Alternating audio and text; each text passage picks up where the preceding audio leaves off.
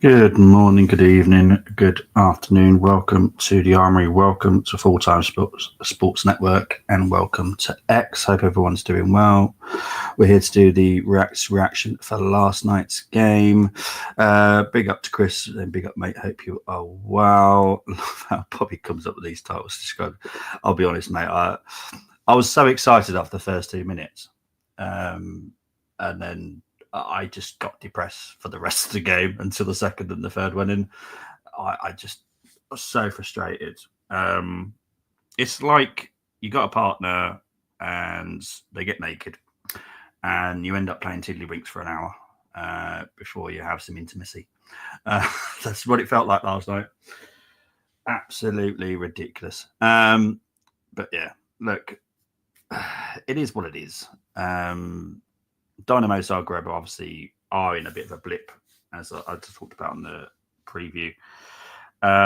New manager, I think Fabio Cannavaro could be quite happy with some of his players because I did think they actually performed all right, considering they're not a team in form.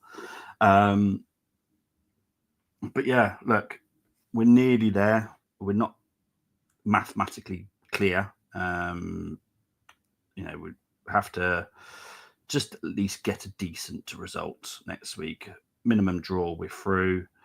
Obviously, I'd like to win because I don't want draws. I don't watch football for our team to draw. But yeah, look, it is what it is. Rice had a great game. Could have had two.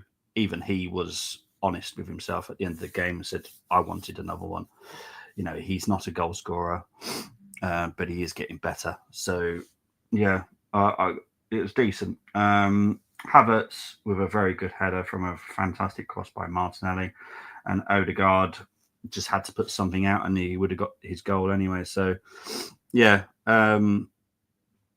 decent. But as I said, it was huffing a lot of puffing, and we did eventually win comfortably.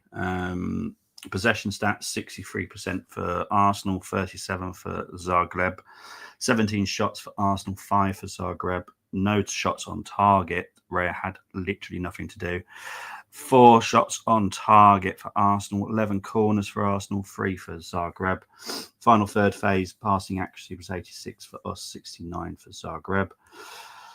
XG for all you XG lovers, 2.3 for Arsenal, 0.13 for Zagreb, 1.66 from open play for Arsenal, 0.11 for Zagreb.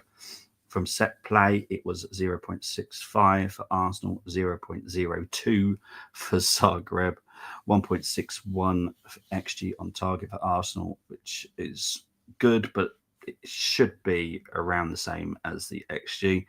And XG on target was 0 for Zagreb. We won all the duels, which I'm happy with anytime we do that. Passes 527 compared to 314 for Zagreb. Accuracy was 91 for Arsenal, which is brilliant. 79 for Zagreb.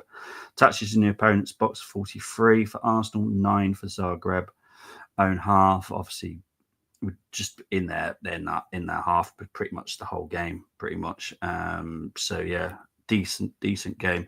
I was watching PSG versus City. First half was dead, and tense second half happened. Yeah.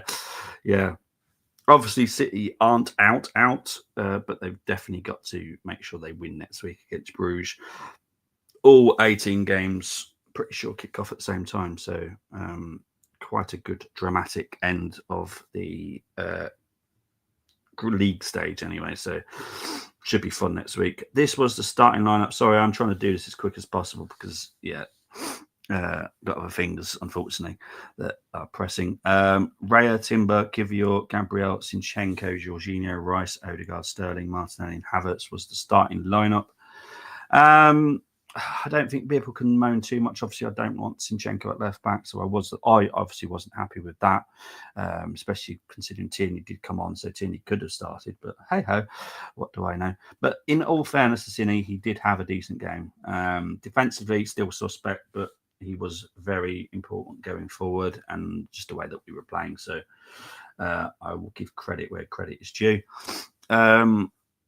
Let's be honest. I'm just going to go straight into the ratings. Raya obviously can get a 6 because he had literally nothing to do, so I don't feel I can really score him high. Our whole defence. Do I separate? You know what? I'm going to separate them. Timber and Kivio are both going to get a 6 because they did make errors, which made me have heart palpitations. Gabriel Sinchenko gets a 7.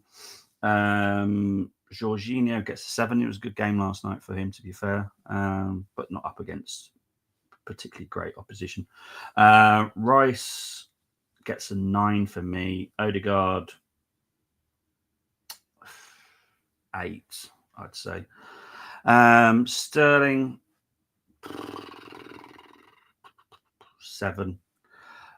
Martinelli gets an 8. Havertz gets a 7. There were some moments that he just didn't look quite right again. Morning to Dean. Hope you are well. Not even a whisper of Marino, thankfully. It's always a good thing for me, I'll be honest. City under pressure versus Bruges, even if it's home game, we're expecting to beat Feyenoord. Look what happened. You can score past City defence. Bruges will be confident. They will be. I think they're in a chance, aren't they, to get into the knockout as well? So City potentially going out wasn't on my bingo card net. It will be fantastic to see what the media do if they do go out. Right, let's get into the subs. When Neri came on, looked amazing as always. He gets a 7. Thomas Partey came on at right back, which isn't his fault, but he did come on and did well. So he gets a 7. Tierney gets a 6 because obviously he wasn't on for long, so he's going to get a 6. Trossard came on as well for Havertz. He's going to get a 6. And finally, it was great to see Nathan get on for a minute. Even I don't think he even touched the ball, but he looked very keen to try and get the ball. So for that, I'm happy with him. Nicholas Hover. Our set pieces, to be fair, were good, apart from the Odegaard side, but that's more to do with Odegaard than the set piece plays that we were trying to do. So he's going to get a 7. Arteta going to get a 6 because he's picked Zinchenko at left back. Literally any reason. Interesting, but yeah. Bruges are 18th, so well in it. Yeah, they are. They've got a chance. Media pressure be huge. Yes, it'll be fascinating to see what they do. But yeah, I personally do hope that they get knocked out personally, because it will crack me up. Arsenal got the win, but lack of striker showed against shock horror. I know. Tell me about it. Obviously, we've got Wolves at the weekend. There will be a match preview for that tomorrow night. There's no way that we'll get a player in for that game, just so everyone's fully aware. But yeah, it's quite clear what we're lacking. Everybody on planet Earth can see what we're lacking, so it is what it is. But as I said, this will be a very quick stream. I will be back tomorrow at 6:45 for the match preview for the Wolves game. Enjoy the rest of your day. Sorry, it's a really quick one, but unfortunately I've got other things pressing. So I will speak to you all very, very soon. Take care. Speak to you later. Bye-bye.